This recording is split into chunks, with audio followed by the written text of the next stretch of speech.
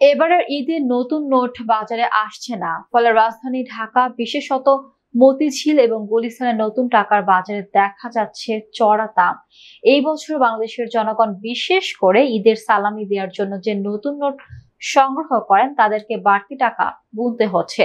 নতুন নোটের চাহিদা ও দাম নিয়ে কি পরিস্থিতি? মতিঝিল ও গুলিস্তানের সরেজমিনে গিয়ে দেখা গেছে গত বছরের তুলনায় এবার নতুন নোটের দাম প্রতি বান্ডিলে ১০০ থেকে ২০০ টাকা পর্যন্ত বেড়ে গেছে। ১০ ও ২০ টাকার নোটের চাহিদা সবচেয়ে বেশি। তবে এবারের ঈদে বাংলাদেশ ব্যাংক থেকে নতুন নোট বাজারে ছাড়ার সিদ্ধান্ত স্থগিত করা হয়েছে। ব্যাংক সূত্র জানায়, শেখ মুজিবুর রহমানের ছবি থাকা টাকার কারণে আপত্তি উঠেছে, ফলে জনগণের মধ্যে নতুন নোটের প্রতি আগ্রহ বাড়লেও বাজারে সেগুলো সরবরাহ নেই।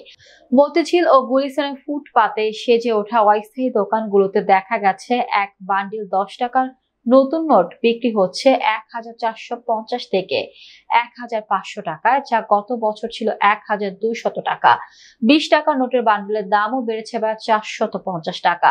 এসব নোটের দাম বাড়ানোর পেছনে মূল কারণ বাংলাদেশ ব্যাংক থেকে নতুন নোট না ছাড়ার সিদ্ধান্ত। এই পরিস্থিতি নিয়ে নুরুল আমিন নামে একজন বেসরকারি চাকরিজীবী জানান, ঈদের দিন তিনি সালামি দেওয়ার জন্য নতুন নোট সংগ্রহ করতে এসেছিলেন, তবে দাম বেড়ে যাওয়ায় তার জন্য তা একটি চাপ হয়ে দাঁড়িয়েছে।